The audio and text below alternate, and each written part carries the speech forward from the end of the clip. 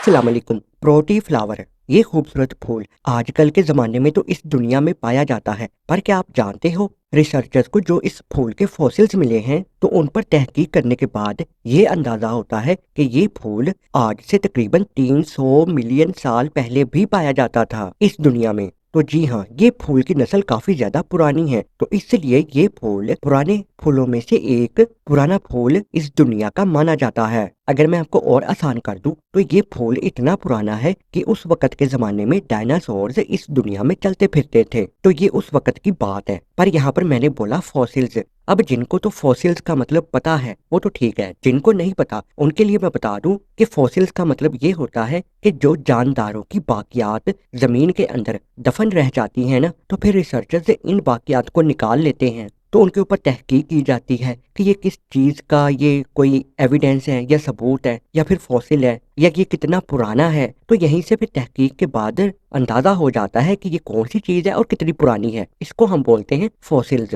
और ये भी जाहिर है ये एक खूबसूरत फूल मुख्तलिफ साइज में हो सकता है और इसके मुख्तलिफ रंग होते हैं, जैसा कि गुलाबी रंग हो सकता है, इसके साथ इसका मिक्स सफ़ेद रंग भी हो सकता है, पीला रंग भी हो सकता है। अब ये फूल जिस पौधे पर लगता है ना, उस पौधे को या उस प्लांट को हम बोलते हैं वुडी श्रब्स या फिर शुगर बुशेज। अब ये श्रब्स और बुशेज का क्या मतलब है, तो दोनों का मतलब तकरीबन एक ही है, झाड़ियां। असल में वुडी श्रब्स का मतलब ये बनता है कि ये ना ये पतली पतली लकड़ियां, स्टिक्स, तो इस तरह का इसका पौधा होता है, तो इसलिए इसको वुडी श्रब्स बोला जाता है। पर इसको शुगर बुशेज भी कहा जाता है, तो वो इसलिए कहा जाता है, बुशेज का मतलब तो वही झाड़ियां हो गई जो मैंने आपको बता दिया, पर शुगर बुशेज इसलिए कहा जाता है क्योंकि इस फूल में से एक नेक्टर या रस निकलता है या इसमें रस होता है जिसमें हल्की सी मिठास होती है, तो इसलिए इसको शुगर बुशेस बोला जाता है। पर इसका हरगिज मतलब ये नहीं है कि ये हमारे लिए टॉक्सिक नहीं है, हम इसको ऐसे ही फूल को नहीं खा सकते, ना इस्तेमाल कर सकते हैं। वैसे तो इसकी खुशबू आमतौर पे इतनी ज्यादा होती ही नहीं है, अगर हम इसके करीब भी जाएंगे ना तो हमें इसकी खुशबू कुछ खास नहीं आने वाली। हाँ, अगर इसको हम अच्छे तरीके से स्मेल करेंगे करीब आकर तो फिर इसमें से हल्की सी हमें एक मीठी सी किसी चीज की, जिसको हम बोलेंगे ना फ्रूटी स्मेल आएगी, हल्की सी मीठी स्मेल आएगी या खुशबू आएगी मीठी। बस इस तरह की इसके अंदर एक खुशबू होती है, पर वो इस तरह की नहीं होती है जैसा कि गुलाब के फूल होते हैं, ऐसी खुशबू नहीं होती। इस फूल का एवरेज डायामीटर 5 से लेकर 12 इंच हो सकता है। डायामीटर का ये मतलब बनता है कि ये जो आप फूल देख रहे हो ना, इसकी गुलाई, इसको हम डायामीटर बोलते हैं। और जाहिर है ये फूल लगता है ऐसे पौधे पर जो झाड़ियों नुमा होता है, श्रब्स होती हैं, बुशेस होती हैं, तो इनकी हाइट 1 से लेकर 3 मीटर हो सकती है। अब यहाँ पर अगर हम इस फूल को गौर से देखें तो भाई देखो, ये फूल के साइडों पर आपको ये लंबी लंबी सी ये पेटल्स नजर आ रही हैं, पर मजे की बात ये है कि इसके अंदर ये जो आप देख रहे हो ना, ये असल में छोटे छोटे बारीक बारीक 100 के करीब टाइनी फ्लावर्स हैं। टाइनी फ्लावर्स का मतलब ये बनता है कि बिल्कुल छोटे छोटे बारीक बारीक से फूल हैं जो हम आम आंख से तो देख ही नहीं सकते इनको। तो जी हाँ, पर ये छोटे छोटे से इसके दरमियान में फ्लावर्स हैं, फूल हैं। तो ये जो बड़ी बड़ी साइड पे आपको पेटल्स नजर आ रही है ना, ये बिल्कुल स्टिफ होती हैं, या यूं कह सकते हैं कि ये फूल की पत्तियां आखिरी हुई खड़ी होती हैं, सीधी होती हैं, ताकि जो दरमियान वाले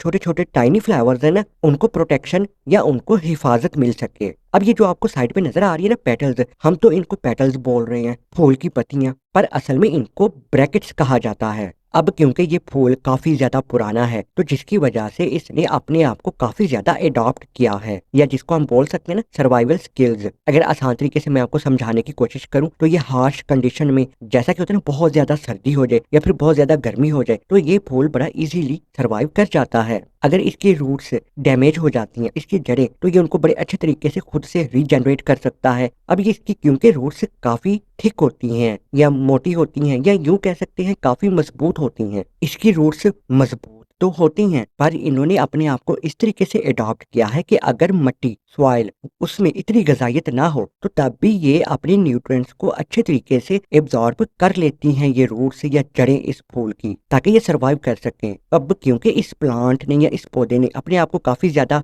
अडॉप्ट किया है, तो अगर जंगलात में कभी कभार या जहाँ पर ये फूल मौजूद होते हैं तो वहां पर कभी कभार अगर आग लग भी जाए तो ये काफी हद तक इसका प्लांट पौधा सरवाइव कर जाता है। अगर मैं आसान तरीके से कहूँ तो इस पौधे को जिस पर ये फूल लगता है थोड़ी बहुत वाइल्ड फायर से या थोड़ी बहुत आग से इसको कोई मसला नहीं होता। ये फ्लावर नेटिव है या रिहायशी है साउथ अफ्रीका का। और अगर हम साउथ अफ्रीका में बात करें एक खास जगह की, तो ये खास जगह साउथ अफ्रीका के केप फ्लोरिस्टिक रीजन में पाया जाता है। पर इसके अलावा ये आजकल ऑस्ट्रेलिया में भी पाया जाता है, अमेरिका में भी पाया जाता है। अब सॉइल की बात की जाए तो इसको ग्रो करने के लिए एसिडिक सॉइल ज्यादा बेहतर रहती है। अब अगर इस फूल को हम उतार लेते हैं और अपने गुलदान में सजा कर रखते हैं तो ये मुश्किल से 14 से 21 दिन तक ही जिंदा रह पाएगा। उसके बाद जाहिर है ये मुरझा जाएगा या खत्म हो जाएगा। और अगर हम इसके प्लांट की एवरेज लाइफ की बात करें तो ये हो सकती है 15 से 20 साल तक, पर ये 100 साल तक भी जी सकता है इसका पौधा। तो जी हाँ, इसका लाइफ स्पैन 100 साल तक भी जा सकता है, क्योंकि ये भी मुख्तलिफ किस्म का है फूल जरा। तो जैसा कि अगर हम बोले ना किंग प्रोटी फ्लावर, ये इस तरह का फूल होता है या इसका पौधा होता है कि ये 100 साल तक सरवाइव कर जाता है।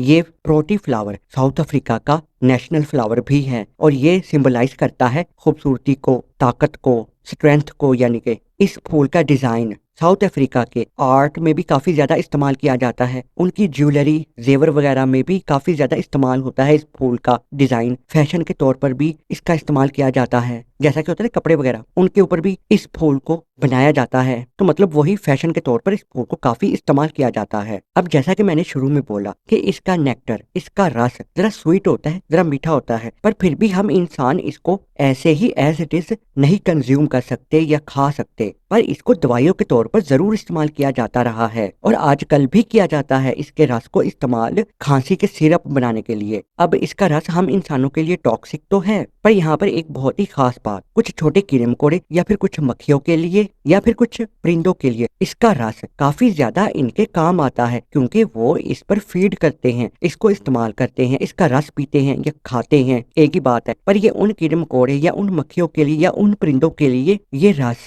टॉक्सिक नहीं होता, इसीलिए तो वो इसी पर फीड करते हैं। और यहाँ पर ये भी मैं आपको बता दूं कि ये फूल या ये पौधा काफी सारे मक्खियों और कीड़े मकोड़ों का घर भी है, क्योंकि उन कीड़े मकोड़ों या मक्खियों को खाने पीने के लिए मिलता है इस फूल के पास या इस फूल का रस मिलता है। तो फिर जाहिर है ना, वो अपना डेरा इसी के साथ लगा लेते हैं या इसी के ऊपर लगा लेते हैं, या ये प्रोटी फ्लावर्स, ये फूल, ये पौधे उनका घर होते हैं। अब कीड़े मकोड़ों को या मक्खियों को तो इसका रस मिलता है पीने के लिए या खाने के लिए, एक ही बात है, पर बदले में वो क्या करते होंगे, तो वो इसकी पॉलिनेशन में मक्खियां या फिर कीड़े मकोड़े मदद करते हैं। मशहूर स्वीडिश बॉटनिस्ट कार्ल लिनियस ने इसको नाम दिया था प्रोटी फ्लावर 1735 में। और अब बिल्कुल आखिर में हम इसके नाम को थोड़ा सा और जान लेते हैं। कार्ल लिनियस ने इसको नाम तो दे दिया प्रोटी, ये नाम इंस्पायर हुआ है एक ग्रीक माइथोलॉजी से, यानी कि प्रोटियस से आया है ये प्रोटी। और Proteus son of Poseidon, son of Poseidon का मतलब ये होता है समंदर या पानी का खुदा। मुख्तलिफ किस्म की मालूमाती वीडियोस आपको मेरे चैनल पर और भी मिल जाएंगी, मेरे चैनल को विजिट करके आप उनको भी चेकआउट कर सकते हो। तो अगर आपको ये फूल अच्छा लगा है तो वीडियो को लाइक कर सकते हो, कमेंट में अपनी राय दे सकते हो, कोई सवाल भी पूछ सकते हो और चैनल को सब्सक्राइब भी कर सकते हो। तो मिलते हैं नेक्स्ट वीडियो में, तब तक के लिए अल्लाह हाफिज।